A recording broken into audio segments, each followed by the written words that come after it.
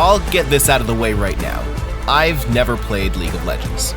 But with 2 games set in the League of Legends universe, Ruined King and Hextech Mayhem, releasing on Switch just after the League of Legends Netflix show Arcane, alongside the first look at the League of Legends fighting game, it's clear that Riot Games is trying to reach a wider audience with their flagship property. So with that in mind, as well as the fact that League of Legends itself has never been on Switch, I'm certain that many people unfamiliar with the world and characters of Runeterra are going to be giving it a try just like I am. Since I ended up receiving a copy of both Ruined King and Hextech Mayhem, I figured it would be a good idea to put a review of each of them together in one big League of Legends on Switch experience. First off, let's take a look at Choice Provision's rhythm platforming game, Hextech Mayhem. Developed by the studio behind Bit Trip Runner, Hextech Mayhem is a rhythm platforming game starring the bomb-loving Yordle Ziggs as he goes on an explosive rampage through the city of Piltover. Each stage has you controlling Ziggs in an auto-scrolling obstacle course, playing along to the beat as you jump, slam, and bomb your way to victory. Along the way, Ziggs is pursued by Professor Heimerdinger, who serves as the game's main quote-unquote villain, seeking to cut Ziggs' explosive rampage short. Ziggs' controls are very simple, with only 3 possible actions at any time. These actions are indicated by color-coded icons on the stage that sync up with the music, marking exactly where in the stage you'll need to perform them. The concept is easy to grasp, and there's a satisfying sense of flow that comes with really getting into the groove and hitting all the actions at the right time. You're not exclusively limited to following the icons, though. The game also allows you to perform freestyle mayhem, which are actions that fit the flow of the song that are unmarked on the stage. There are alternate routes you can reach with improvised jumps, and bonus points that can be awarded for throwing extra bombs. Freestyle Mayhem is a cool idea in theory, and I've actually loved the idea of a rhythm game rewarding the player for ad-libbing extra actions that fit the beat of a song before. Unfortunately, the implementation in Hextech Mayhem feels more frustrating and limiting than rewarding. Despite the name, Freestyle Mayhem actually doesn't allow for much player freedom. There are specific, correct actions that must be performed, and due to the platforming nature of the game's stages, you can actually make some obstacles completely unavoidable. You could successfully pull off a freestyle jump, but then not realize a freestyle bomb right afterwards will send you ramming right into an enemy, killing you. Freestyle Mayhem is so rigidly set in stone by the game that you can actually unlock an alternate game mode after finishing the game called Full Action Mode that reveals the hidden icons for freestyle actions, which ironically makes the game easier overall. As I got later in the game, I gave up on freestyle actions entirely and started to get much better scores by exclusively focusing on the actions that were clearly defined with icons. There are also some pretty significant performance issues on Switch. Though the game usually runs fine, indulging in Freestyle Mayhem can often lead to an awful lot of explosions appearing on screen at once, and the frame rate starts to dip pretty quickly as things get more hectic. These performance drops carry a huge drawback to them, as the game often fails to register your button presses whenever the frame rate drops below 30 frames per second. This would be irritating in any game, but in a rhythm game, it's downright debilitating.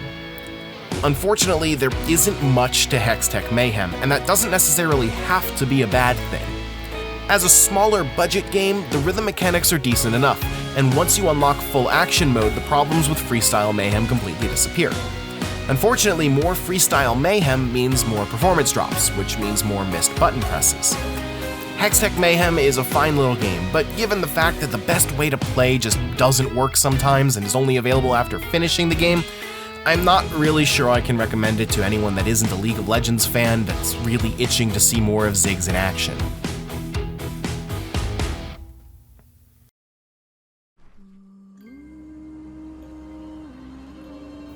Ruined King opens in the city of Bilgewater, where Miss Sarah Fortune has recently ousted and, as far as she believes, killed the tyrannical pirate king Gangplank.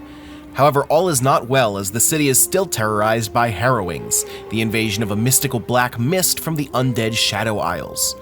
Elsewhere in Bilgewater, the Buru priestess Alawi has received a vision revealing that the black mists may be linked to Gangplank's mysterious survival. All of this is a lot to take in for someone who isn't familiar with the franchise, and admittedly I had to double check a couple things on the League of Legends wiki just to write that summary.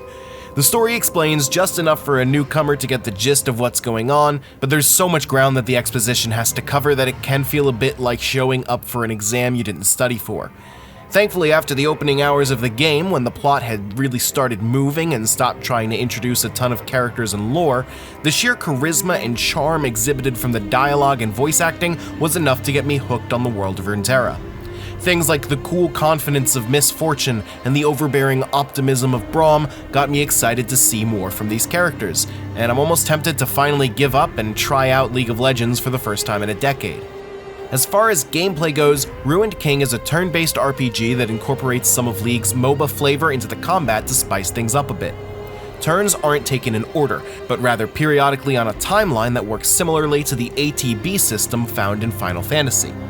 Characters take their turns at set intervals on this timeline, with the frequency of their actions being determined by a stat called Haste. Characters have a number of instant abilities that can be cast as soon as their turn arrives, but their best moves are all designated as lane abilities. I'm sure anyone that actually plays a MOBA just got caught off guard hearing that, but Ruined King's interpretation of the lane system is what sets it apart from most other RPGs. Instead of being cast instantly, lane abilities need to be charged up for a time before they follow through. Before using an ability, you'll choose which lane to charge it in. By default, you'll use the middle balanced lane, but you can also choose the top speed lane to shorten your charging time at the cost of attack power. Or you can choose the bottom power lane to strengthen your move by extending its charge time. The lanes add a bit of extra depth to the battle by not only allowing you to choose whether it's more important to hit hard or hit fast, but also by allowing you to adjust your position on the timeline. Every battle has a wildcard modifier that periodically appears on the timeline and affects any characters taking their turn within it. Careful planning with your lanes can allow you to avoid harmful effects like poison mist or induce helpful effects like extra healing or shields. The depth and versatility of the battle timeline that laning creates makes combat in Ruined King an absolute blast, and I loved planning ahead and figuring out exactly which combination of lanes and abilities would maximize my potential in battle. Unfortunately, battle is also where Ruined King's greatest flaw rears its head in the form of a game-breaking bug. Every now and then, the game simply stops letting you choose your target when using an ability. This affects both sides of the field. You can neither choose which enemy you're attacking, nor choose which ally you're healing or buffing. As far as I can tell, this bug happens completely at random. There was no clear pattern or trigger that I could detect.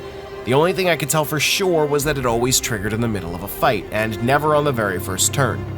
It also triggers often. I'm not exaggerating when I say that this bug occurred at least once, literally every single time I sat down to play Ruined King. Once this bug occurs, it does not go away until you completely close the game and reopen it. This puts you in an especially precarious position if you haven't saved in a while. Once the bug triggers, you'll need to quickly finish the combat encounter you're in without the ability to choose your targets and hopefully be able to save the game unimpeded. God help you if this happens in the middle of a boss fight. It is unbelievably frustrating to constantly have the game break apart in my hands and force me to drop everything I'm doing just to fix it. I want to say that Ruined King is great because on a design level, it is. It shows off the appeal of Runeterra while crafting a unique RPG battle system that is deep, engaging, and rewarding. But the presence of such an obvious and debilitating bug makes it difficult for me to recommend. Some may say that I'm making a mountain out of a molehill over having to take 5 minutes out of my time every couple of hours, and I have no doubt that many people will probably push past the bug and still love the game regardless. Unfortunately, I just cannot give this one a pass.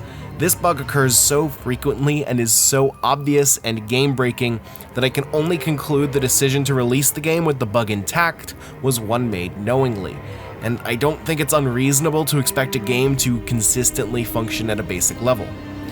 As of now, neither Airship Syndicate nor Riot Forge have directly acknowledged the bug, so there's no way of knowing whether it's going to be fixed. With that in mind, for now I'm going to leave Ruined King unscored. I think it would be a shame to permanently condemn this game for a bug that could easily be fixed within days of me talking about it, but I think I owe it to anyone interested in the game to know about this before they commit to buying it. Time will tell if this bug is fixed, and once we know for certain, I'll make sure to revisit Ruined King and either give it the praise it deserves or the scorn it's earned. This video was made possible by our generous supporters on Patreon. Did you know that Nintendo World Report is funded directly by fans like you? When you support Nintendo World Report on Patreon, you get immediate access to multiple exclusive podcasts every month, exclusive Discord channels, an early look at select content, and more, all for as little as $1 a month. Check out patreon.com/NWR for all the details.